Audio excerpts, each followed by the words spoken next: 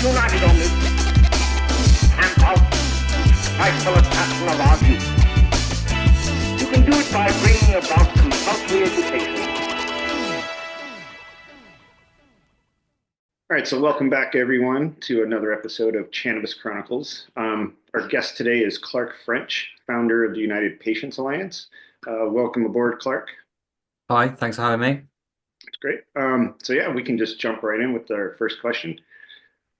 So what is your personal relationship with cannabis and how does it fit into your everyday lifestyle? So I am an MS patient and I'm also an ADHD patient. So I've only recently realized I have ADHD. But for me, massively helps me to just live my life. I have a lot of pain from my multiple sclerosis. It's called MS hug, and I get like really severe pain in my chest, like 8 out of 10 all of the time.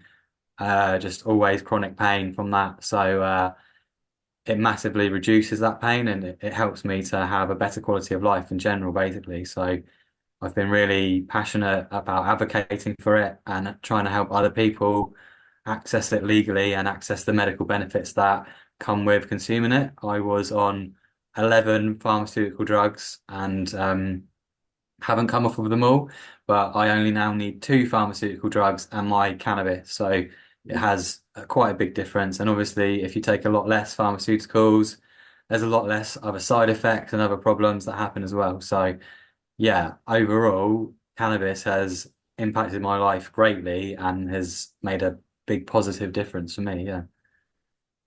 Great. And how did that lead to um, you becoming an advocate and an activist and starting the United Patients Alliance? Basically, I was diagnosed with MS in 2010. Mhm. And my mum also has MS, and she was an MS campaigner. So she used to do lots of things to raise awareness for MS. So I like grew up with this like really inspiring woman, and then I was diagnosed, and I was like, right, well, let's talk about it. So me and my mum went on to local radio together to talk about what it was like to be like a mother and son both being diagnosed with this horrible illness, and they just asked me, so Clark, what do you do to help? And I naively just went, oh yeah, I just take cannabis, it really helps me, like I love it, it's great, whatever. And it just like it didn't go down well. Like there was like we were campaigning for a charity, and then the charity basically like discriminated against me. I was set to become the youngest trustee of an MS charity ever. And then I stupidly said I like cannabis on BBC radio, and then they like dropped me, wouldn't have let me there, told me that if they suspected I had cannabis on me and I was on the premises, they would be calling the police. And I thought, what the hell? I'm an MS patient, and other MS patients will call the police on me if I have cannabis on me just because I've stupidly said it on the radio. Like I couldn't really deal with that. So Mhm. I founded a group called Action for MS and then started a campaign on medicinal cannabis. And then later in 2014, that rebranded to United Patients Alliance to include everyone because started to campaign as Action for MS, started to talk about how cannabis helps me. And then I met all these other people with like Crohn's disease, with like cancer, with depression, with anxiety, with like every single disease that is nameable. Some like met somebody with that disease that said, "Oh, it really helps me." So I was like, "Okay, this is way bigger than just people with MS. So we need to make the group broader." And so yeah, we rebranded as United Patients Alliance in 2014. We had the help of Professor David Nutt and Caroline Lucas, who was then at the time was Brighton MP. We Mhm. launched in Brighton in 2014, and we went on to campaign for medicinal cannabis to be separate from recreational cannabis as a separate issue, which caused a bit of a stir at the time. I got lots of hate mail over that, but ultimately it was the right decision. It was a battle that we could win, and you know, I don't believe anybody should be criminalized for taking a plant in any form, whether it's cannabis or anything else. Really, I don't believe prohibition works to stop it. But I also do believe that it's one step at a time, and medical cannabis access is the greatest need. If a patient is sick and wants to access a medicine, that is of greater need than somebody that wants to enjoy themselves. Although there's nothing wrong with wanting to enjoy yourself too, but I was like, we've got to get these sick and dying people off the battlefield. We shouldn't be like still out there suffering, not having our medicine. So, you know, I'm not that happy with the way the law changed. I feel a bit robbed, if I'm honest. Let's have cannabis based. So I can have cannabis if it's cannabis based cannabis, but I can't just have cannabis. So cannabis is still Schedule 1, has no known medicinal benefit. But if it's cannabis based cannabis, now has known medicinal benefit and now can be prescribed. But it's all just cannabis. So what's the difference? So I don't subscribe to there being a difference really. I don't think a patient is should be a criminal if they choose to grow it themselves or get it from somebody else and not go through the market. But I'm also incredibly grateful that we have moved forward, that we do have legal access in some form and the rights that that has given us. And it's a step in the right direction. Ultimately, it's not the ultimate goal, but yeah, we've definitely come a long way from 2010 when I was first diagnosed. So, that charity wouldn't be able to discriminate against me in that way now. So, we have come a long way. Agreed. And what were some of those challenges you faced while advocating for patients' rights? To be perfectly honest, the biggest hurdle and the biggest problem and the biggest issue has been infighting in the community. I have online trolls and people that think that they have a very strong opinion. They're going to make memes. They're going to post on all about you. They're going to look into you. They're going to find your phone number. They're going to phone you up and call you all names under the sun. Like that has been for me the hardest thing about the campaign sphere and everything that I've been doing is that it does mean when you put your head up and you go, "Hey, here I am," it means that trolls can attack you. And I was saying this to someone recently, but I've never been attacked by a prohibitionist. I've never been called up and at night by a prohibitionist. I've never had any threats to my life by a prohibitionist, but somebody that says they're a cannabis activist has done all of those things to me. So um, yeah, that is the biggest hurdle, and it's just getting up and going back to it. It's like that there's those people out there, and I don't think it's a reflection of cannabis. It's just a reflection of society and online communications. And if you put yourself out there, that's just what happens. But yeah, that's been a really hard pill to swallow. That hang on a minute, these people who say they're on my side are the ones that are going to try and tear me down the most. That are going to try and yeah. So yeah, that's definitely been the biggest kind of like a shock as well, because you'd expect that there'd be some kind of like community vibe and there is, and that's not to say there isn't, there really is, but there's some people out there that really have treated me and other people extremely badly in the cannabis community. And ultimately it comes down to they get away with it because we're stigmatized already, so nobody else really cares. So yeah, that's been the biggest shock and the biggest hurdle. But at the same time, you do grow a thick skin and you do kind of get used to it. And you shouldn't have to, you absolutely shouldn't have to. But at the same time, you go, well, I'm not going to go to that person for life advice, so I'm definitely not going to accept their opinion of what I'm doing either. So actually, you learn to disassociate a bit and to kind of to just get on with it anyway. But that has been the biggest kind of hurdle and the biggest shock. And yeah, I just would never expect that to be the case. You'd think it would be the opposite, but no, that has been the case. But um, it's obvious that there's a lot of amazing people who really care a lot. And I've made some of the best friends, like life friends for life through this work and through this community and through what I do as well. So I'm not slagging off the community and saying no, there's no everyone's like that. It's not like that at all. Most people are really kind and genuine and mean well. But when you are consistently kind of harassed by people who say that they're on your side, it just yeah, it's just a difficult place to be, I guess. Yeah. I can see that. I mean, even for me, it kind of came as a shock that that was your answer. Uh, Mm. but I mean, the cannabis community, I do think is a tight community, but you're going to have your bad eggs, I think, in any type of Mm. community. So it's unfortunate. But yeah, I guess that's just kind of the way it is.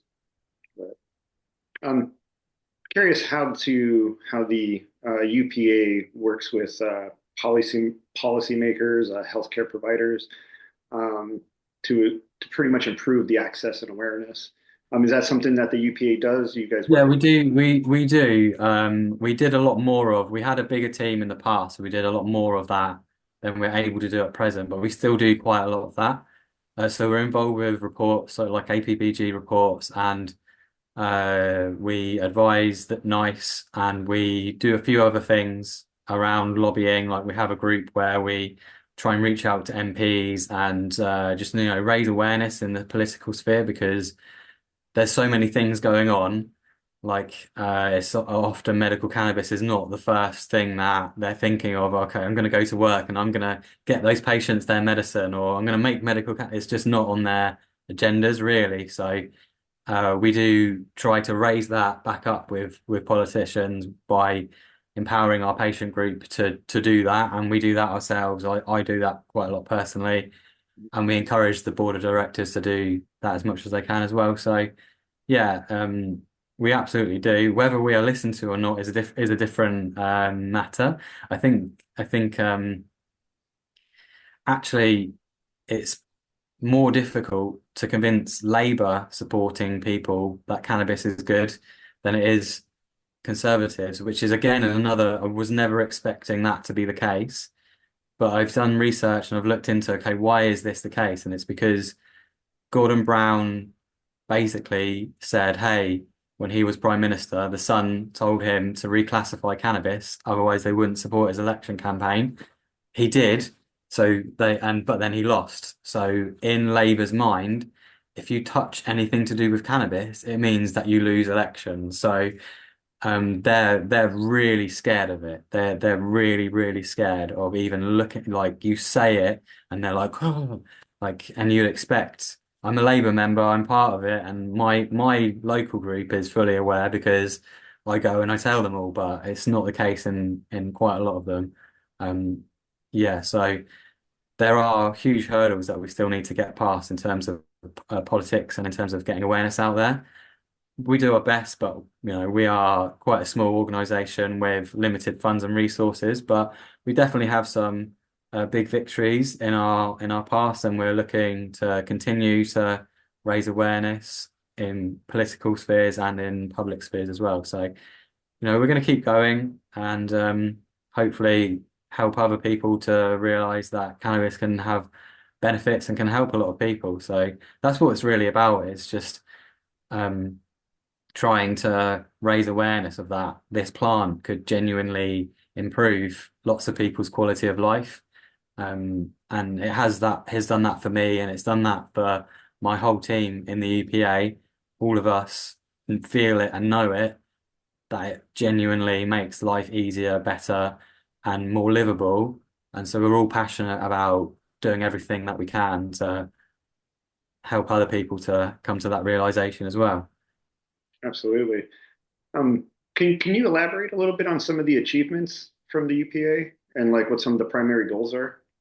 Yeah, so I mean, if you look on our website, you can see our primary goals are to uh, hang on, let me know if I remember this. It's been a while since I've reeled these off. But our primary goals are we want cannabis to be rescheduled alongside Sativex in Schedule 4. It's wrong that it's in Schedule 2. We want patients who would qualify for a prescription to be allowed to grow their own cannabis, because if a company can grow it and make a profit off of somebody, well, then that person shouldn't be criminalized for taking matters into their own hands. And there's one other, but I can't remember it. They're the two most important ones. But yeah, there's a third. Yeah, and the successes that we've had, well, I think we were most active in terms of what we do and what we did between the years of 2016 to 2018. In those years, we had over 500 media appearances between all of our different patients. We had various different protests outside of Parliament. I think up to five different protests outside of Parliament, where we gathered up to 1,000 activists and called for the law change. We had success with Paul Flynn MP becoming our patron, and then we worked with him to write a private members bill in the spring of 2018 that went forward and was unfortunately filibustered by the Tories. But that's partly why UPA feels robbed, actually, because we had this bill with Paul Flynn MP, and yes, it was a private members bill, so and Labour weren't in government, so it was unlikely to get through, but it had the right message, it had the right changes in it. It was to reschedule cannabis entirely, not to create a new class of cannabis-based prescription medicines and then reschedule that. It was to reschedule cannabis forever, like the actual, So that's why we feel a bit robbed. Unfortunately, Paul Flynn passed away. Um, so that's really sad, but he left us with a fighting spirit, and yeah, we carry on in his spirit of like campaigning. So he was an incredible advocate for medical cannabis as an MP, and I think he advocated for cannabis as a medicine since the 1970s. So yeah, it's consistently in Parliament saying this has medicinal benefits. We need to do something about this. So yeah, he was an incredible man, and we're really proud to have worked with him. Uh, then I was part of with Billy and Charlotte Caldwell. We worked closely with Billy and Charlotte Caldwell. We went to the airport, myself and Kieran Reeves, another director at the UPA. We were at the airport waiting for Charlotte Caldwell to come back from Canada with Billy.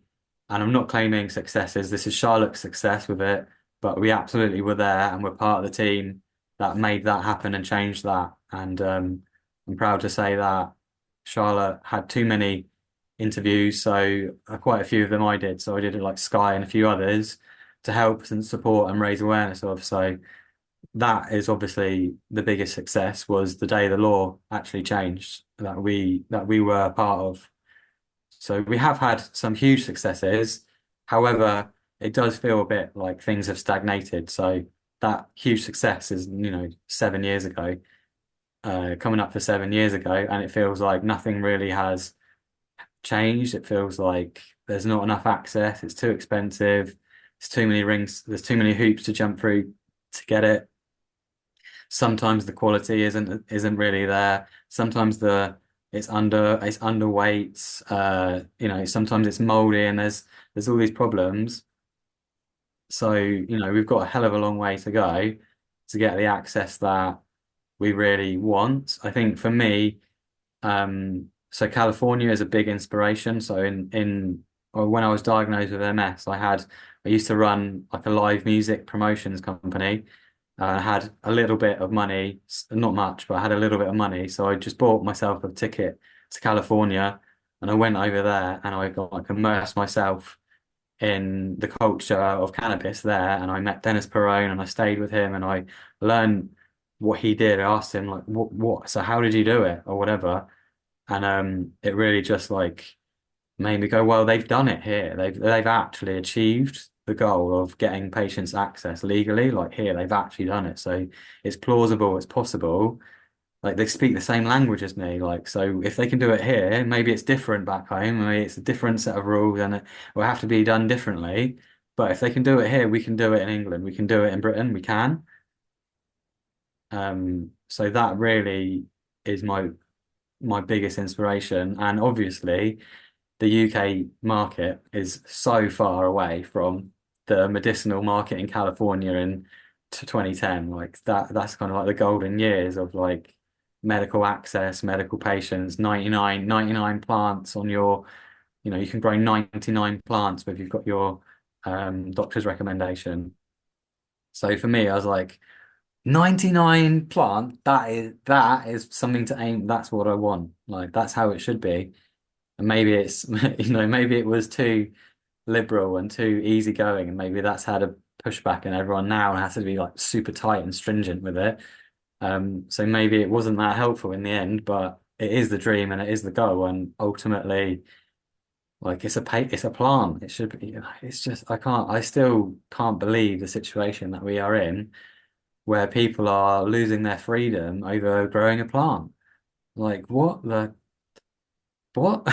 How have you actually like? Are you really? We're really taking dads away from their kids, mums away from their kids, and putting them in prison for a number of years just because they've grown a plant? Still, we still are. So we've got a hell of a long way to go.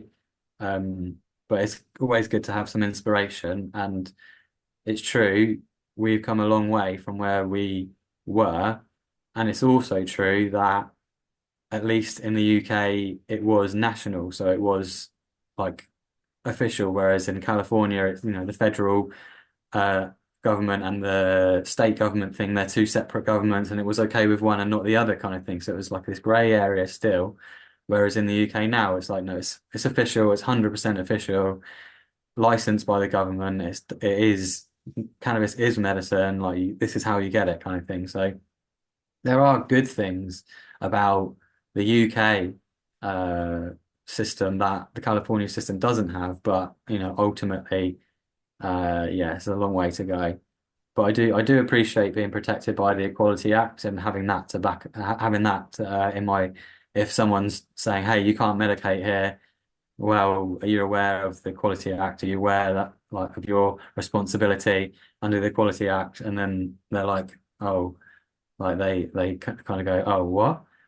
Are you actually going to enforce that with us? Are you? So yeah, lots of the time, you can persuade people who would be very anti-cannabis that you are allowed to take your medicine and they need to go away. So I'm not sure if you would have been able to do that in California if someone was absolutely against it. Well, they're still absolutely against it, and well, it's federally illegal, so I'm still right. So whereas here, it's like, well, you no, you're wrong, guys. Like, sorry, it's fully licensed, fully prescribed by specialist doctors. Like, sorry, that's you're just stigmatizing me now. So it's yeah, having that is a powerful gives patients power again. It really does. Um, but yeah, not where we need to be, but come a long way. Yep. We're getting there though, for sure. And I'm in the midst of all this journey you've had. You even managed to make a documentary, which was Yeah, called Grassroots to Cannabis Revolution. yeah, yeah. So in your story is kind of central to that.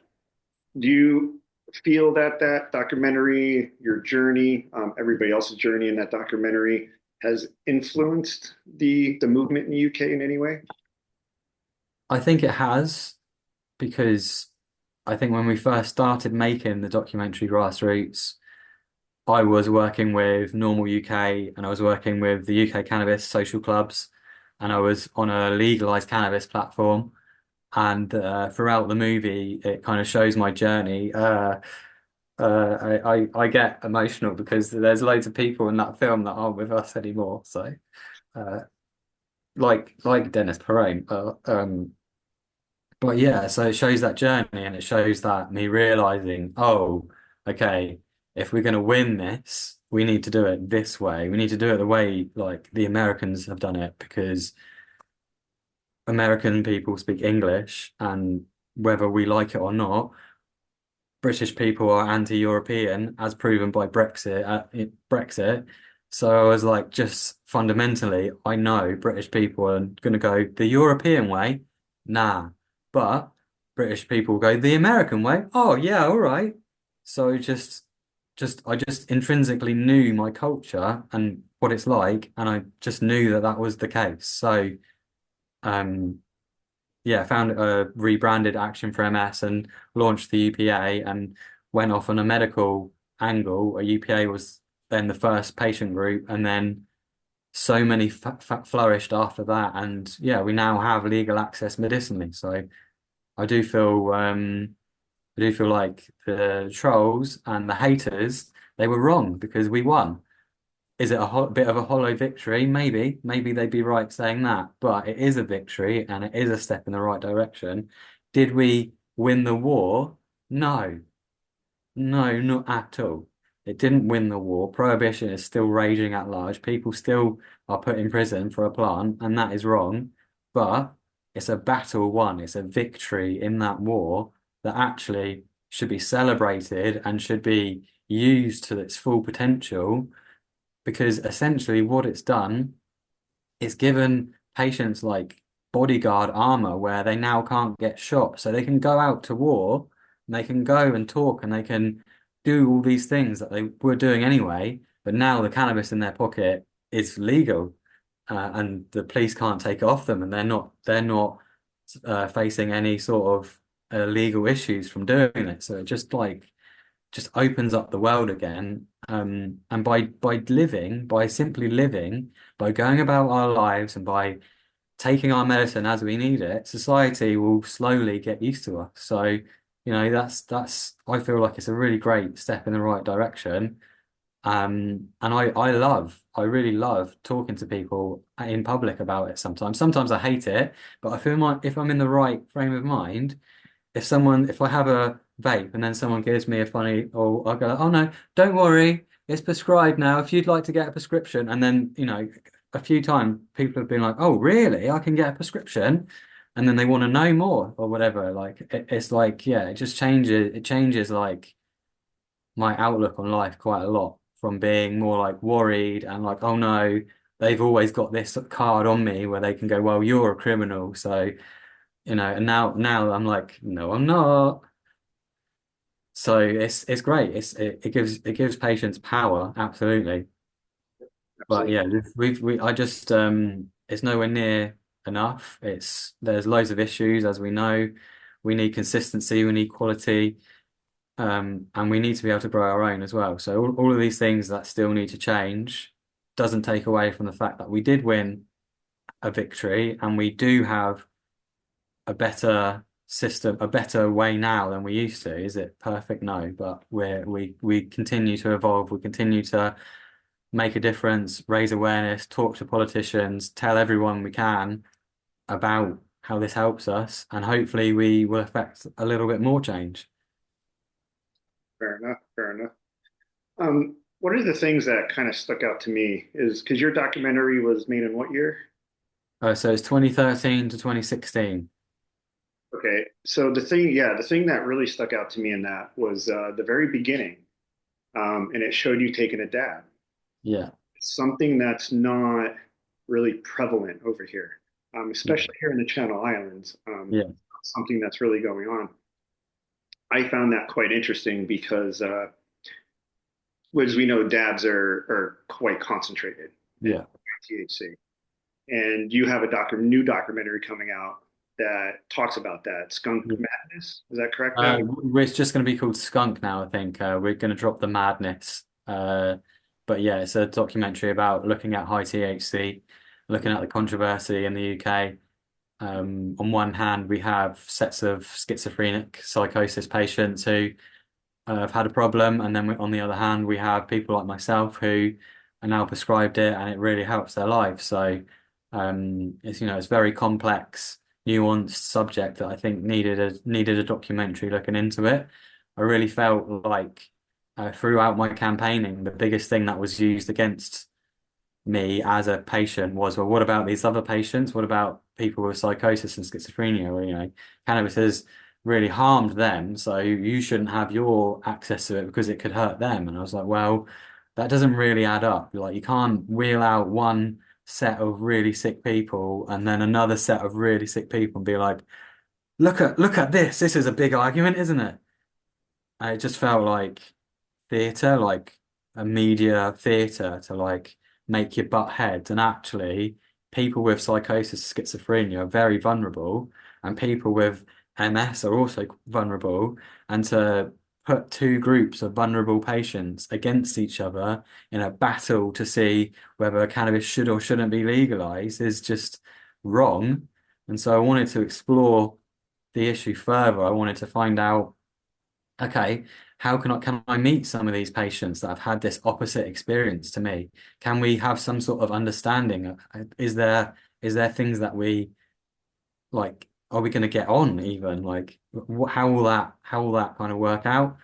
And then we went and we've been looking at the science with King's College London. So we've been in and out of King's College, speaking with Marta DeForti and Professor Sir Robin Murray about their research into cannabis and psychosis and schizophrenia as well. So we're finding the science out. We're speaking to the patients on both sides, and we're trying to uncover the truth as to, okay, should the public be really worried about cannabis, or has that been over amplified? And for the most part, cannabis, it can be beneficial. So, or is that stigma actually stopping people from accessing a better quality of life because they're self-stigmatizing, so they're not prepared to try something that they think is bad. So yeah, it's been really interesting. Um, in terms of dabs, I think I do have. So the reason why I went to America, and that is because I had some American friends anyway, and I had some influences from some UK activists who also had American friends. So there was like a small group of people who would make their own dabs back in like 2012, 2013. Yeah, so it was, I find dabs really helpful because of the concentrated effects. However, I love them too much. So if I now have them, if I have oil and dabs, I find it really difficult to regulate the amount that I have. And I just want to have it all and then it's gone. So I have to actually now not have so much oil just because of titration, and I don't need to have that much. So I find flour is easier for me to titrate with. It works well enough, especially when you're vaporizing. Back then, I smoked a lot as well. In the film, you'll see me smoking, and I don't smoke at all now. I only vaporize. Obviously, dabbing is vaporizing, so I will have a dab here and there. But in terms of economics, it's not good for me to rely on that just because I will spend too much money, basically. But you do feel that people could benefit from the higher concentrated. Oh yeah, absolutely, and people do. Like I could and do. Absolutely. I think as well, um, the level of flavor that you get with that, like if you're used to smoking and then you have a dab, the flavor that you get there is just incredible. And I think the flavor and enjoyment is actually a huge part of the medicinal healing process. So, I mean, I know that some doctors would disagree, and if it has THC in it, it has THC in it, and that's it. But I would say they're not in pain and they haven't experienced just having THC and then having THC and then all of the other terpenes as well. And the difference is like just THC on its own, yeah, it's brilliant and it helps. But you add terpenes and you get the entourage effect, and it just helps so much more. So I do appreciate dabs. I do, yeah, I do miss them a bit actually. But yeah, they're not my main method of consumption now. And just mainly because I just will have too much of it. Find it difficult to titrate. So yeah, flour is much easier to titrate. So and it does the job. So yeah, I think maybe a special occasion for a dab or two or whatever. But yeah. Fair Yeah, enough. I mean, in Colorado, Colorado was incredibly dab heavy. Um, yeah, and there was even a joke like the next dabs for Dale. When Dale was my cousin who we made the documentary together, and he was like, "No, I'm filming. I'm not having any." So the joke was like, "We're having this one for you, Dale. This one's for Dale." And everyone just kept having loads and loads and loads of dabs, all for Dale. And yeah, it's a great time actually. Yeah. Um, Love to go to the community. Paul Token, who passed away recently, yeah, he was incredible host there, showing us around River Rock Wellness, and yeah, just yeah, really, really amazing times. Like good vibes with like kind, generous, warm people. So yeah, I have really fond memories of the grassroots trips and the dabs that I had along the way. Yeah. Yeah, it's always been my forte. Coming from the US, I was, yeah, live resin. Mhm. Absolutely love it, taking dabs. Obviously, don't do it anymore over here with the way the laws are and access to it. But I found using a ball vape is the closest that I can come to taking a dab. So that's, yeah, that's kind of where I was with it. Um, Part of the reason I'm asking this and looking forward to this new documentary you have coming out is because there's been discussion about putting a cap on flour to this Yeah. percent. Okay. And it's being discussed here heavily in the Channel Islands, saying there's no therapeutic benefit to anything over 30%. Okay. Obviously, I highly disagree with that. I highly disagree with that as well. Yeah. But the thing that for me is if you're putting this trying to put this cap on flour, but still allowing vape cartridges to be prescribed, which are double the concentration, Yeah. makes no sense at that point. And to be fair, in my personal opinion, anything that's 30% or higher, it's not a real number, right? It's just when you think about the bottom buds on a plant, those aren't 30%. They're receiving less nutrients, less light. You know what I'm saying? Mhm. So I don't believe 30%, in my opinion, is a real number. Mhm. I've seen a lot of tricks in the growing industry to inflate those numbers Mhm. to get them that. But the reality of it is that entire room, that grow of that strain is not going to be that. It's probably more 23 to 25 or something like that Yeah. if you included all the bottom buds and Yeah. samples from every plant, you know. So yeah, it's just that discussion is happening, and it's kind of concerning that that's Yeah. even happening. Instead of looking into better testing, um, just looking in the straight, just try to get rid of it. Don't personally agree with, but Yeah, it doesn't really make sense. Yeah. Yeah, it's just like a knee-jerk reaction to, oh, get rid of that. It's scary. But yeah, that doesn't help anyone. I mean, I think like you're going back to the psychosis. I think that's one of the bigger scares is the higher THC is going to cause psychosis. Yeah. And we did a podcast on this about 6 months ago about psychosis, and I mean, everything points to the fact that the person is born with these issues, and that Yeah. Yeah. cannabis can just make it worse. But alcohol can make that condition worse as well. Other drugs can make those conditions worse. So it's not just cannabis, and it's not the root cause of the issue. Yeah, I think the so we spoke to Marta DeForti and we spoke to Professor Sir Robin Murray. I can't remember which goes first, the Sir or the Professor, but yeah, we spoke to them and they said that cannabis doesn't cause psychosis; it triggers it in people that are already predisposed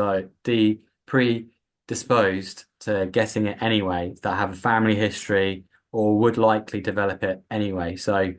The rates of schizophrenia psychosis haven't gone up, even though the strength of cannabis has gone up. But it is also true that for people with schizophrenia psychosis, the studies that they are showing is that they continue to have psychotic episodes if they continue to take cannabis for the mo and if they stop and go on more conventional medication, the episodes become less and less and become more manageable, and they have a better outcome in life. So that's what they're showing, but they're saying, it's been, that what the headline says and what the actual research says are very different. I can see that, and I also think too is that it, it's the THC, right? You have all these other cannabinoids, you have all these other terpenes, but it's the one cannabinoid that's really responsible for triggering that. So I don't think people should write off cannabis as a whole completely because you still might benefit from CBD, CBG, and other cannabinoids like that. In my opinion, anyway. Yeah, absolutely. I find it really sad that lots of people are really concerned about trying cannabis for their own condition or health because they think that will give them psychotic episode or whatever. And it's like, well, have you got a family history of it? Yes. Well, then, yeah, maybe if you have if your parents had psychotic episodes, then maybe high THC cannabis, be careful around. But if you've got no family history, the likelihood of it happening to you is very, very, very, very, very small. And it's likely to have happened anyway at a later date. And Marta de Forti said actually in some instances, being a psychotic episode being triggered by cannabis consumption in someone's early life could be better for them because then they know that they have psychosis, they know they have schizophrenia, they get help, they find solutions, they live a happy, healthy life. Whereas it happens later in life, like, and there's not like it's hard to change and it's hard to like accept and it's like difficult. So she said in some instances it's actually beneficial that that patient has had that psychotic reaction because then we know they've got psychosis, then we know we can treat them, then we know they need to stay away from high THC cannabis, like straight like then, like early. So it can help with prevention and with essentially meaning people don't commit suicide.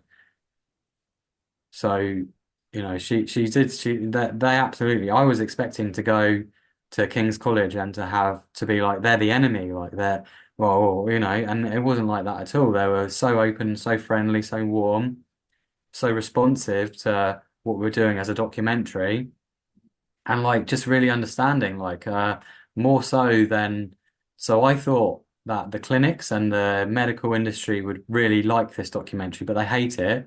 And the people who I thought would hate it, they really like it. So who knew? But yeah, the medical industry goes, oh, this is too far. It's about skunk. We wanted to focus on the positives. I'm like, we've done that. We've got a film on Netflix focusing about the positives. We've gone around the world talking about the positives. Like we've ticked that box. Like let's progress this conversation. Let's like bring these people into the conversation. Let's not like go us and them anymore. Let's not like go, oh, MS versus psychosis. No, let's like find out what we have in common. Let's find out what we can do together to try and prevent bad things happening to people that have a problem and then prevent people who have MS from not being able to access their medicine. Like those things to me aren't against each other, I don't think, but they've been portrayed as if they are. But that's why we've got to make this documentary to really uncover why that isn't the case. Yeah. I've always been fascinated too when I came over with the way the terminology is for the word skunk. Mhm. Like in the US, it's to us, it's just another strain. Yeah, Early skunk, super skunk. yeah. Um, but here, there seems to be a little bit more significance behind that terminology. And Mhm. where did that come from? Like, why is like the word skunk associated with There's I so of in my research I've uncovered a few places where it comes from. And originally actually there's cannabis stigma around cannabis consumers, but it actually goes back to the days of the Raj in India. And there was a ganja tax. So the British put in a tax on all ganja farmers in India and they didn't pay it and they wouldn't pay it. So the first instances of British elite encountering cannabis was that it was people who don't pay their taxes, therefore criminals, right? And so that narrative was used in India to put dissidents to the British Empire in insane asylums. So there's an article that says the insane asylums of India are full of ganja smokers from like 1890s or something like that. So this is where that root of cannabis and criminality, cannabis is bad, kind of came from. And so I think is going on here is that there's like a real good basis of stigma around people with cannabis. And then there has been this research into the links between schizophrenia and psychosis and cannabis. And absolutely, there is a link because we know that it can trigger it in people. So there is a link. But that research and that information has been extremely over amplified by the UK media. So we've had headlines of like skunk psychosis like in the Sun, in the Daily Mail, and like all these right-wing tabloids have all had headlines all saying "Killer skunk, skunk killed this person took skunk and then they killed themselves, so it must be skunk that made them do it." For the Lee Rigby murder was blamed on skunk because the killer was a skunk addict. So all these hideous articles go out and they say it again and again and again, and they link it to criminals and they link it to negativity. And it's in my mind, I think it's just papers making scary things to sell more papers. And the UK media has really lent into this. So it just means that there's just such a warped perception of what skunk is in the UK that the majority of people, if you say the word skunk, they're going to go, "Oh, that's going to cause psychosis." And you're like, "Whoa, it's just a strain. It's just a strain name, and it's just called skunk because it smells like a skunk. If you live in California, like it's because of that. It's not like, but it sounds bad. It sounds dirty. It sounds nasty. So it's the one strain that they picked because they're like, oh, that's the juiciest one. We can make that sound the worst. That already sounds smelly and horrible. So if we use that word, that will really make it seem bad. So yeah, that's what I think has happened. It's just more and more papers want to sell more papers, so they've lent into it and over amplified a message that just simply isn't true. It has a base of truth where there is a link, right? So it's true there's a link, but what that link is not what the majority of people think it is in the UK because of those tabloid headlines. Interesting. Yeah, I can see that though, because you're not going to use the word Northern Lights, right? That doesn't sound No, scary. So no. yeah, that's And even further left, um, Channel 4 generally is more impartial, tends to have more left-leaning things in more than the BBC does. But even they had Jon Snow taking skunk and then having a psychotic episode on live on Channel 4. So it was like even Channel 4 like amplify the negative side. And it's like if I was with Jon Snow, I'm sure he wouldn't have had anywhere near as bad an experience with the because he had a volcano bag. I don't know if you've seen it. They just give him a volcano bag. He huffs it all down, and then he basically goes, "Oh my God, I'm so oh!" And then he needs a hug. He starts crying, and he's like, "Oh, this is awful. This is the worst thing ever. Oh my God." It's like, okay, but he was in a hospital with all these beeping things. When you go to hospital, what do? You think of the people in your life that have died, right? That's what I do anyway. So, like, he's going into this place which evokes people that have died already, and then he's given like high strength THC, and then like, with no support and there's not like loads of munchies for him or anything. He's just like, bang, there you go, THC on its own with no support. And of course it's going to go wrong. So all these things have come out and that's just warped the perception of skunk in the UK. So yeah, it's an uphill battle, unfortunately. And that is, in my opinion, the biggest hurdle the community, the industry, and everyone faces is this stigma around skunk, is this ability to separate skunk from cannabis, is to separate CBPMs from cannabis. It's like all these separations. Hemp is different. CBD, no, it's CBD, no, it's not. It's all the same plant. It's all cannabis, and we just need to start calling it cannabis. But it's not quite as scary to say cannabis, is it? So doesn't create the headline pull, the sales, like so they don't use the word, they use skunk. But yeah, it needs to be looked into, and hopefully the documentary will shine a light on a subject which is still incredibly taboo and controversial for many people in the UK. interesting. So I'm kind of curious your thoughts too, on being. I'm assuming this is the same in the UK, where basically your prescription says that it has to be vaped. You're not allowed to Yeah, smoke it. yeah, yeah. What are your thoughts on that? Do you think that that should be mandatory, or do you think people should be allowed to choose how they want to consume it? I think vaping should be encouraged. I think harm reduction should be encouraged. I don't think criminalizing somebody for taking a medicine in a different way until it's prescribed is a good move. I don't think it helps people. I don't think it helps patients. I don't think it creates a environment where you can properly have the conversation about, okay, let's move you over from smoking because smoking, you lose up to 70% of the cannabinoids with smoking it. If you vape it for a vaporizer, you're gonna be much more efficient. You're gonna reduce the amount that you need. It's going to be good for your wallet, talking about that kind of thing. But if you're instantly criminalized for smoking it, you're not even having that conversation. You're just still smoking it.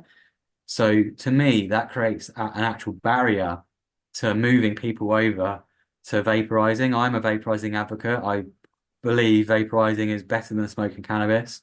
I used to love smoking cannabis. I never thought I would ever stop, and I did, and I have. Does it have medicinal benefits? Of course it does. It works. It reduces pain. If you're in pain and you smoke a joint, your pain goes down. Like that's a fact. That happens. Is that joint the most efficient and healthy way to get that pain relief? Absolutely not. It really isn't. But that's a nuanced conversation that needs to happen with patients, and needs to, be like an open, welcoming thing of like, okay, if you're used to smoking it, fine. But have you thought about vaping it? Have you thought about getting a ball vape or a volcano? Have you thought about like these devices that could really help, and then you won't need to anymore? Like it's just instantly you do it. Oh, cool. And so people that don't just go, yeah, I do, and then that's it. They've got that, and that's it. They don't actually move towards that healthier way of consumption. So yeah, I don't feel that is helpful. I can understand why, especially with the skunk rubbish and cannabis being as to bad, it's less pleasant for other people if people smoke it. That's a fact. So I can understand why they wanted to put in some things, but I don't necessarily think it's the right move. No. Like I wouldn't judge anyone for smoking their prescription. If someone said, I smoke my prescription, I'd be like, okay, cool. And I'm not gonna go, oh, you're a criminal now. Like no, like that's your choice. That's not my choice, that's your choice. My choice is and me. So you can only, make your decisions for yourself. And I just feel like that robs people of the potential decision to actually move towards it and puts them in a position where they've got to lie again. They've got to pretend they're not doing what they're doing again, like they were under prohibition. So it just for me, it just creates this negative mindset and negativity that just shouldn't be there. Yeah, like smoking's not the best way to ingest cannabis, but like that's an individual's choice. Yeah, no, I agree 100% with that. It's definitely an individual's choice. But I do think that there's not enough education to the patient when it comes to vaping versus smoking. Mhm. There's always going to be that, like you said, there's the health benefit.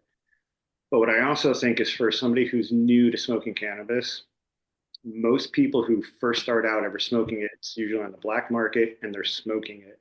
So they're Yeah. not experiencing what you can experience from vaping, which Mhm. is much, much stronger, right? Because essentially, I look at vaporizers as mini extraction devices. Mhm.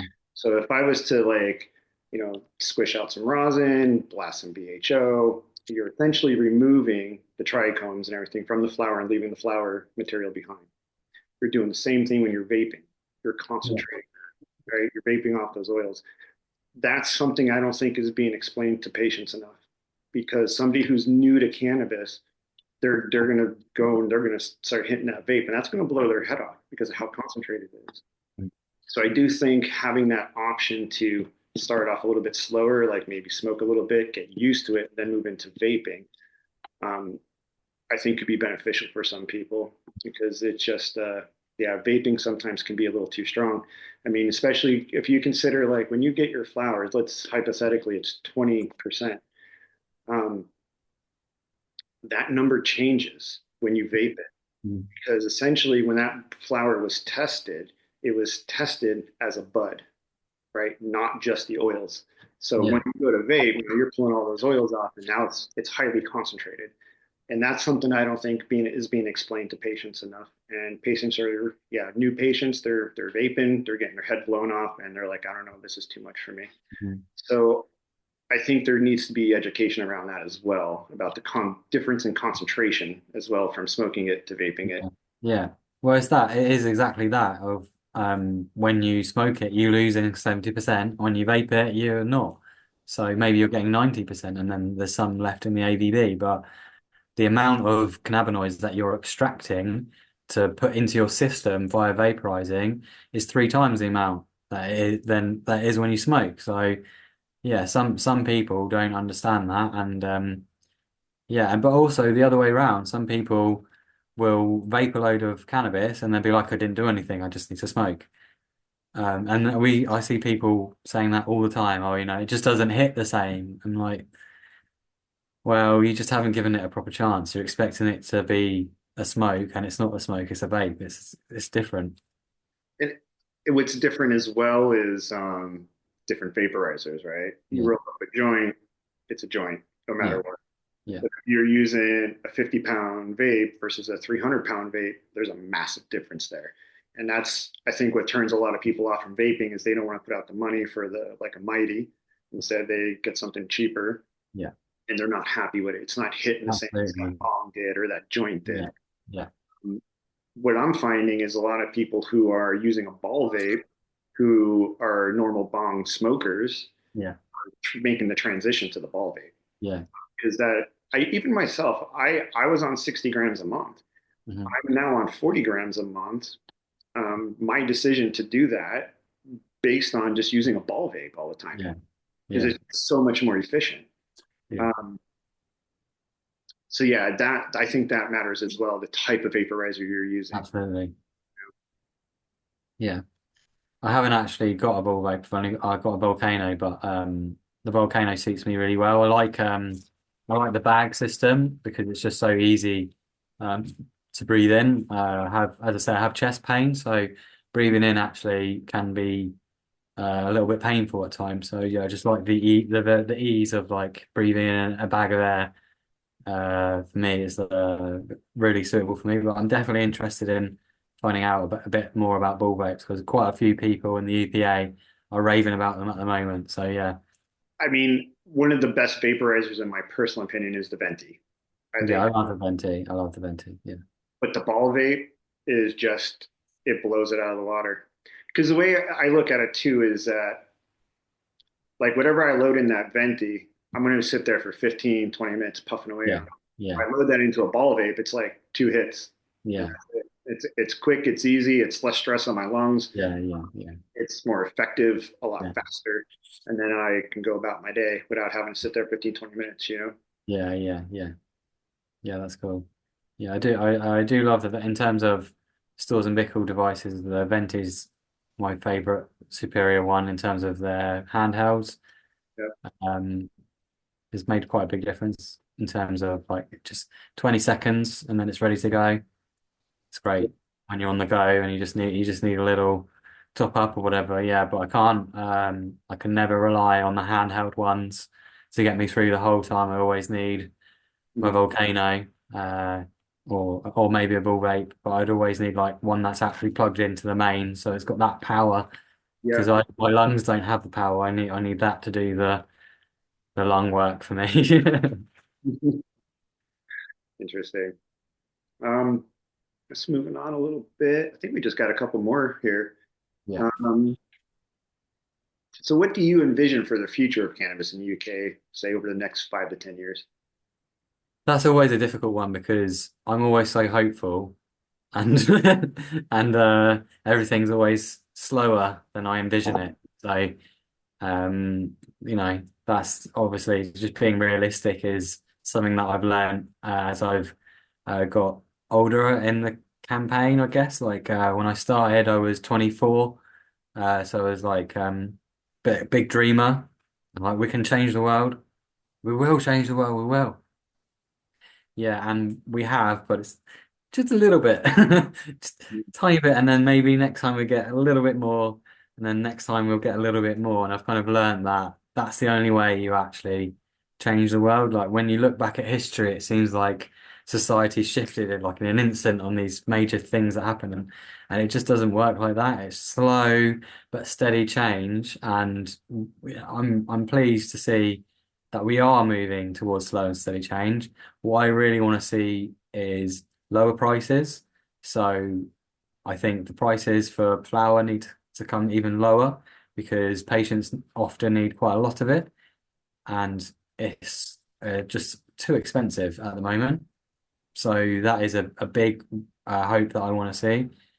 I want to see the NHS starting to seriously look at it again. I don't know whether we'll get NHS access in that time period, because that's going to be a hard battle to win.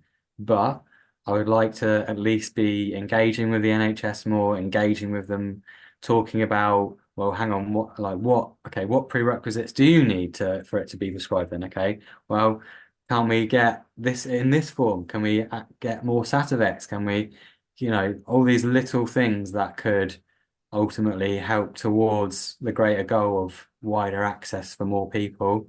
I'd love to see grow your own in the next 10 years. That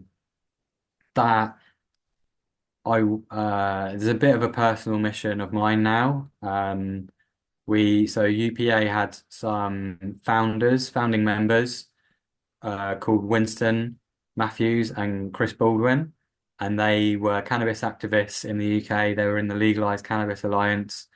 They opened up coffee shops in Worthing, and they just supplied cannabis to people for free, and both went to prison for it. They helped us to found the UPA. Unfortunately, Winston passed away recently. Chris passed away a few years ago, and I feel the baton has been passed. Okay, grow your own. That's what we really need. It just will solve so many problems for people if they can grow their own as well. So it's just I'm personally really inspired by that. I don't know how realistic it is in the UK. I'll be honest, I don't, but it's worth a shot. So I want to focus on grow your own. We're founding new CICs, so set the safer access projects, and safer access projects will be to promote safer access to cannabis on the NHS. So they're kind of targeted organisations, one for England and for NHS England, one for Scotland for NHS Scotland. So yeah, we're because Scotland has devolved, and Scotland and Wales have devolved health, so they have more say in their NHS. So we're going to lobby the Scottish Parliament and Welsh Parliament as well as London. So yeah, we've got a lot of plans. So we're recruiting at the moment. So if anyone is interested in joining the team, wants to get involved, they'd be welcome to give me an email at clark.french.upa@gmail.com. We're always looking for new volunteers. So if you're passionate about cannabis, and you want to get involved, that's something we need help with. And yeah, I think ultimately I would like to see less stigma. I would like to see more understanding. But I know the only way we're going to get that is by hard work, and it's going to be hard, and there's going to be blood, and there's going to be sweat, and there's going to be tears, and it's going to be tiring. We're going to get to the end of it, and we're going to win though. So it's going to be worth it. We won the last battle. We can win this one too. Do you see in that like 5 to 10 year frame like a full blown adult use market in there anywhere? No, if I'm honest. No. If I'm honest, it's a no, and that's simply because of the conservative nature of UK politics. That even a left-wing government enacts right-wing policy at the moment. So, like the whole sphere is not into is more on money, is more on that, and is not on kind of like helping and making things better. Like I don't know. I don't know if a Labour government are gonna legalise cannabis, especially under Keir Starmer. I can't see that happening. I really can't. Will we get better access to medical cannabis? Yeah, I think we can win that. I think we can keep going with better medical access. I think it's plausible that the police might give up and be like, well, we're not going to arrest anyone that's got a prescription and is growing, because that's a complete waste of our time. Completely plausible that patients would be like a grey area of growing. But will the UK legalise cannabis in the next 10 years? My money would be on no. Hope I'm wrong.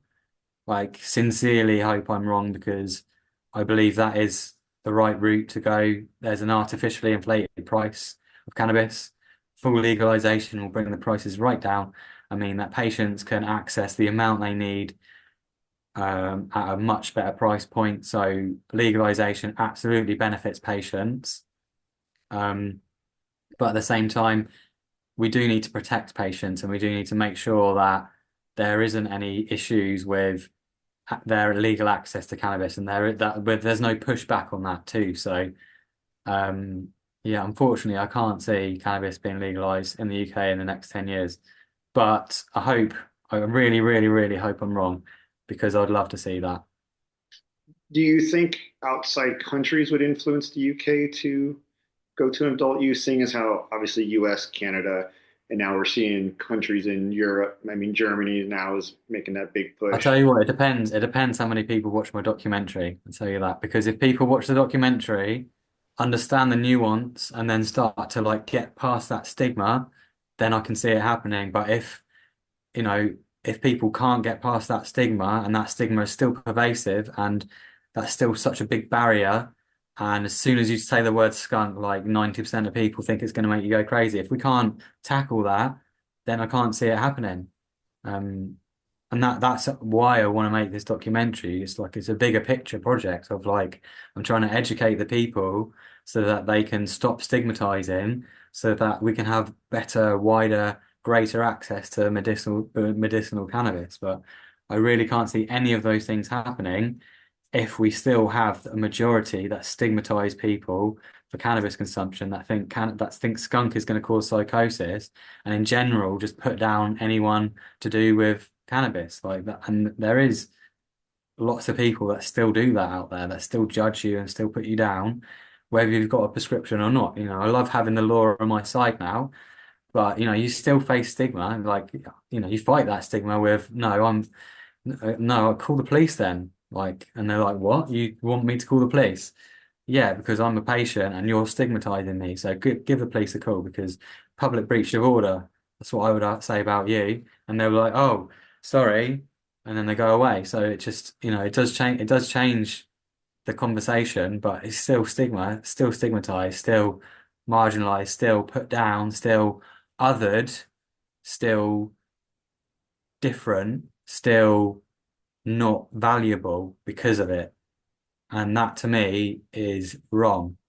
It is so wrong. And just through doing what I do, and yeah, loads of people have made horrible memes about me and all that stuff which we talked about earlier. But I've made friends for life through this work. I've met the most amazing, incredible, kind, caring, compassionate people that I've ever met in my life through this. So, you know, it we just need to think about what we've got in common and try and move forward together rather than blaming each other for this, that, and the other. And like, it's hard when you're stigmatized, when you're marginalized, when you're pushed to the margins of society. It's unfair, and that creates anger. And sometimes, like when you put two angry people together, like, maybe I was very angry about the situation in my earlier days of activism as well. So maybe I triggered people's anger, and that's why they got angry at me because I was going into it with anger. I've matured and I've come of age, and I've realized like, anger's not gonna win you anything, and actually calm, measured, scientific approach is the way forward. So, we'll get there. We are getting there. Change is happening. It's slow, but it is happening. So obviously, we know education is the key to getting rid of all the stigma. Yeah. Um, what are your thoughts on consumption areas, and are those popping up in the UK? And do They you are they are popping up in the UK. So I was attempting to go to Brighton Council and get them to put a motion in that would essentially make all council buildings eligible for people to vape their prescriptions in. But that didn't they were like, yeah, yeah, we'll do that. And then they're like, oh, actually, we can't do that because it's not actually the council's role because it's a health thing and like the councils aren't to do with health, so we can't do. So I'm like, okay. they're necessary now. So if the council aren't going to support, like Brighton needs a consumption lounge, I'd love to open one. I think that is on the cards for the EPA in the future. We're going to do some fundraising and hopefully open a premises. We've done lots of different vaping events in Brighton that are all popular. Lots of them actually sold out. So we know there's a community of people in Brighton who need a venue, need a space, need somewhere to go. So I think it's a great idea, and I think it's a great idea in other places as well. There's quite a few popping up. Um, yeah, I like the idea, and I think unfortunately they're necessary.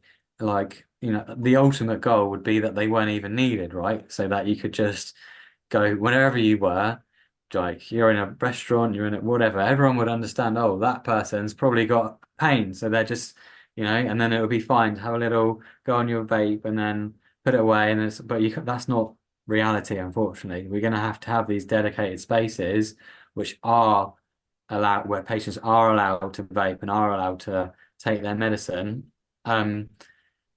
It's like a double-edged sword because it's really great to have a place and to have a place where you can go, that's my base, that's my home, that's where I'm accepted.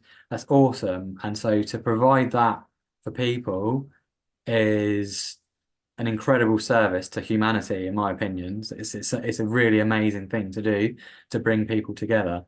Um, yeah. And I've forgotten the other point that I was going to say. There's another side. Uh, oh, but it's sad. It's sad that it has to be separate. So that makes me that little bit sad that I'm like, it's so amazing that we can all come together and we can have a space that we're accepted. But wouldn't it be amazing if society just accepted us? So, maybe I'm ahead of my time here, maybe in the future that will be the case, and maybe the lounges and the consumption spaces are a step towards that. But I think they're amazing. If somebody is thinking of opening up one, do it. Like, it will help patients, it will help people, it will bring communities together. And that's really what we need to keep fighting this stigma. So I think they're going to have a really fundamental role to play in the next 5 to 10 years in terms of, like, are we actually going to bust this stigma and get past it, or are we not?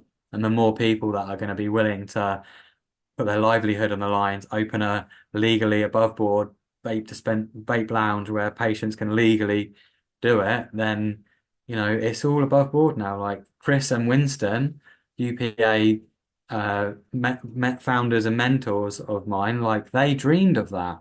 Like when they opened their coffee shops, like they were criminals, there were crimes, like, but now we've got a loophole where, like, yeah, we can't provide the cannabis, but the patients can bring it in, and then we can have the community space, and we can find other ways of raising funds to, uh, you know, sustain it. And actually, we can do it now when they couldn't. They were criminals and they were put in prison for trying. So I think it's an amazing thing to do. And I really hope UPA is able to do it. And I would encourage others to do the same thing because there's strength in numbers. The more of us that do it, the more of an impact we're going to be able to have. So yeah, absolutely would encourage that. Great. Yeah, no, that's good to hear. And I like your thought process of having other ways to fund it because I'm personally not a big fan of the whole social club model. Mm-hmm. You have to pay the membership fee Yeah. to go into an area where there's just couches, it's dark, it's Yeah. gloomy, Yeah. you smoke and you fall asleep type deal. So I'm not a huge fan of that type of model. But obviously it has to be able to sustain itself. Um, I think one of the better models, and not just saying this because that's what I'm doing now, but I do think it's one of the better models to where I have a shop downstairs and then I have the consumption area upstairs. So my shop provides everything that, patient needs, and then they can use upstairs in the lounge area, where it's well lit, as you can see. Yeah. We have things to do, arcades and games Yeah. and stuff like that. And I think that's the better way to go because I feel like you're giving something back to the community Yeah. by them supporting you, in the shop downstairs. Yeah. Yeah. So that's my view of it, and I think that's the better model moving forward. Plus, it's a one-stop shop for everybody. You can Yeah. and get what you need, vape, have fun, then go home. There's Yeah. no separation. Like even in the US, there's a big separation where you still have a head shop and then you still Yeah. have a dispensary, right? It's like Yeah. you just need to combine the two together. So what there's a very good example where I can say the absolute lunacy of the US was we went to River Rock Wellness to film for Grassroots Mhm. and there's no consumption on site. So if you're a staff member or a patient or anything that's there, you can't actually consume on site. So what was happening was that all the staff would basically drive down the road, smoke a few bowls, and then drive back again. I'm like, are they genuinely making that like you go off site and then come back on? Like and that's a crime. It's actually you actually have to do that. I'm like, this is insanity. Like, so they can grow a plant, they can harvest it, they can make it into all these different medicines, and they can sell it to everyone and they can make a profit all on the same site. But no, no, no, don't you dare consume it on that site as well. Like, what? Like, so why is that such a, and then like same with like some places in dispensaries in California where like no you can't consume here. Like there's a separate upstairs lounge where you can go, or whatever, but you couldn't possibly, and then loads of them don't have that, so there's no lounge or whatever. And that separation just seemed really odd to me going there. But yeah. Yeah, it's a interesting industry at the moment. A lot of things don't make sense, but like I said, we're getting there. Just let's see where we're at. Do you have any upcoming projects or initiatives by the UPA that you want to share with any of the listeners? Yeah, Aside so from Skunk Madness or UPA is so we're launching a ambassador program in the next few months. So our aim is to gather a load of patients who want to become ambassadors for their condition and ambassadors for medicinal cannabis. That those patients will go through a training program that we're in the process of writing at the moment. Um, they would complete an online training module where there'll be a test at the end to prove that they have learned the information, and then they would become patient ambassadors, and then they'd have a whole host of different um, activities, different actions that they could do to further and help support the campaign. So we wanted to do that in an official way. Um, so that's coming in the next few months. So we're also, if somebody would be interested in being one of the first patients, we're looking for a patient group to kind of go through it and to be the testers to test it to make sure it works. And yeah, you can email me at clark.french.upa@gmail.com if anyone's interested in helping out with the ambassador program. As I said about Grow Your Own, we are having a whole website update in the next few months where we'll be having a dedicated page to the Grow Your Own campaign because as an organization, we feel like we really want to support that and raise that up again. It's something that we've always stood for, and it's always been one of our main aims, but maybe it hasn't been the first thing that we've kind of led with because it hasn't been appropriate at the time.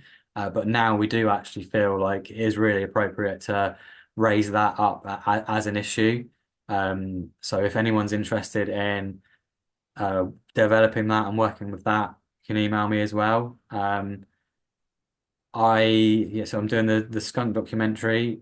So we'll be doing a Kickstarter for the skunk documentary in March to try and raise the final funds for finishing the documentary. We've almost finished. We've got 2 years worth of material. We've gone all around the UK to Portugal to Spain and to Germany to look at the issues of cannabis prohibition in those different places and how people navigate. Is there skunk madness in Germany? And it seems like no, there isn't. So yeah, we explored that in the documentary, but we want to go back to King's College and we want to film with more people that have had negative experiences. And there's a few places that we want to go in terms of the UK that we'd love to get to that we think would be beneficial for filming. So we've got 2 months worth of filming left in the new year. Not the new year, it is the new year. Oh my God. It's the 10th. I'm way behind. So in the summer of this year, we're going to be doing that. What else? In non activist news, I've started a music project. I used to be, if you watch Grassroots, you would have seen I used to be in a touring metal band. Used to like make weird noises into a microphone, but behind some death metal. So I'm doing that again. So I'll be releasing a single at the end of February and releasing my next single in the summer, and then after that, an album. I've written a whole album. So why is it cannabis related? Well, I'm a cannabis activist. I can't not write songs about the campaign and the cause. So not all the songs, but lots of the songs are about social justice issues. But there's a heavy amount of songs that are about prohibition, about the law, about fighting for your rights, standing up for cannabis. Um, yeah, so it's really in there, like intrinsically part of the music project as well. So yeah, I mean, I'm really excited about this year, actually, really excited. Nice. Yeah, that sounds good, man. We'll put some of those links to on the YouTube channel when we post this, so that Yeah, you can find you on social media and find the documentaries and whatnot as well. yeah, sounds good. Yeah. Brilliant. So I guess last question for you. It's a little bit more of a funner one. What's one book, podcast, or activist that you would recommend to others in the cannabis industry? I've got to be honest, and it's activist and it's a campaigner, and it's Charlotte Caldwell. It really is Charlotte Caldwell. I absolutely adore Charlotte Caldwell. She is an incredible campaigner. She's tenacious. She's not afraid to say the truth. And ultimately, in the UK, we wouldn't have this legal access that we have if she hadn't been willing to put her son's life on the line for it. That's what she did for us. So for me, it's got to be Charlotte Caldwell, just because of and Billy, because of how much they've done for the UK campaign, and how we wouldn't be where we are if it wasn't for their brave, incredibly brave work. And I know that loads of other people, don't get me wrong, I understand that so many other people were working behind the scenes and were working on this as well. But it's her that pushed it over the line. And I don't think she gets the credit she deserves. I really don't think she gets the credit she deserves. So I would say Charlotte Caldwell. I can see that. I do follow her on social media. I see a lot of the work she puts on there, and yeah, she's doing a great job. Uh, Yeah, she's just honest. Some people, that's the thing is like, sometimes honesty offends people. And I think Charlotte's not afraid to offend some people sometimes. So she can ruffle some feathers, but ultimately she does amazing work. She's got a heart of gold, and she really believes she's not doing this for profit. She's not doing this for personal gain. She's doing it because it's the right thing to do. So yeah, Charlotte Caldwell. awesome. Well, that's great. So yeah, I mean, I appreciate you coming on. I think we're going to wrap it up here. Yeah, thanks for having me. I appreciate it as well. Yeah, hopefully we'll get to meet sometime in soon. And yeah, I'd love to come to Jersey, check out what you're doing, and You're I'm in, sure I can learn. I'm in Guernsey. Guernsey, you're You're in in, Guernsey. yeah, Okay, cool. I've already been to Guernsey, so I'd love to come back to Guernsey. yeah, yeah. Like I said, we can bring it back for 20 event. Yeah, That would be great to have you there as one of our guest speakers and part of our panel. So yeah, that sounds great. Yeah, I'd love to do that. And yeah, I look forward to it actually. Yeah. awesome. Well, I appreciate it, man. Thank you so much for your time. Yeah, I'm sure I'd love to see what you do and love to check out your place, and I'm sure there's some lessons I could learn from what you've done as well. So yeah, I really look forward to it. It'll be great. Thanks very much for having me. Thank you so much. Take care. Cheers. Take care. Bye.